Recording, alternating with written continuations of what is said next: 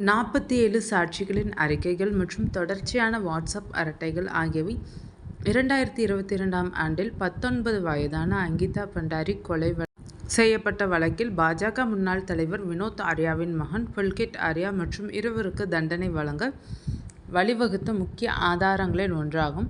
உத்தரகாண்டின் பௌரி கார்வால் மாவட்டத்தில் உள்ள ஒரு நீதிமன்றம் வெள்ளிக்கிழமை புல்கித் ஆர்யா மற்றும் அவரது 2 உதவியாளர்களான சௌரப் பாஸ்கர் மற்றும் அங்கித் குப்தா ஆகியோருக்கு ஆயுள் தண்டனை விதித்தது. புல்கிட் நடத்தும் ரிசார்ட்டில் வரவேற்பாளராக பணிபுரிந்த அங்கிதா குற்றம் சாட்டப்பட்டவர்களால் கொல்லப்பட்டதாக அரசு தரப்பு கூறினாலும் அவர் தற்கொலை செய்து கொண்டார் என்று விசாரணை முழுவதும் பாதுகாப்பு தரப்பு வாதிட்டது.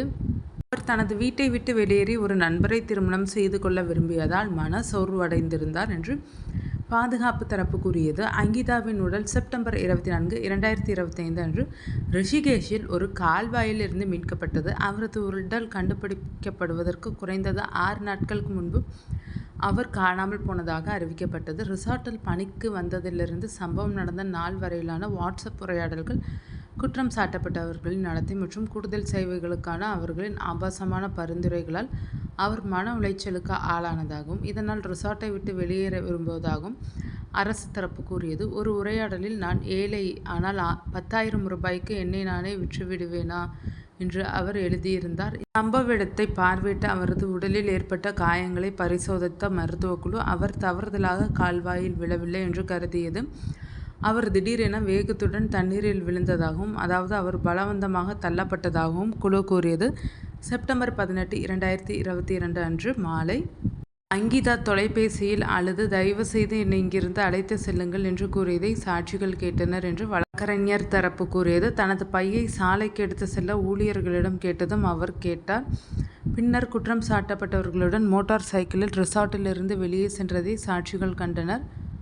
பஷுலோக்கில் உள்ள தடுப்பணையில் இருந்த சிசிடிவி காட்சிகளில் புல்கித் ஆர்யாவின் பின்னால் ஒரு ஸ்கூட்டரில் அங்கிதா கடைசியாக காணப்பட்டார் என்று வழக்கறிஞர் தரப்பு கூறியது.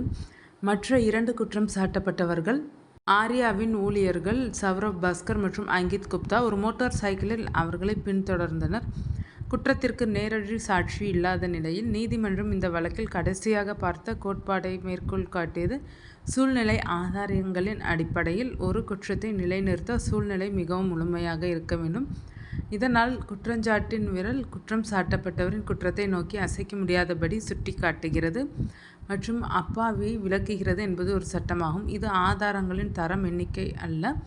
ஒரு குற்றவியல் விசாரணை என்பது வெற்றியாளர் வழக்கறிஞர் அல்லது பாதுகாப்பு துறையின் நீளத்தை கொண்டு தீர்மானிக்கப்படும் ஒரு பந்தயம் அல்ல. இது சூழ்நிலைகளின் எண்ணிக்கை குற்றத்தை அல்லது வேறு விதமாக தீர்மானிக்கும் ஓர் எண் விளையாட்டு அல்ல என்று நீதிமன்றம் கூறியது.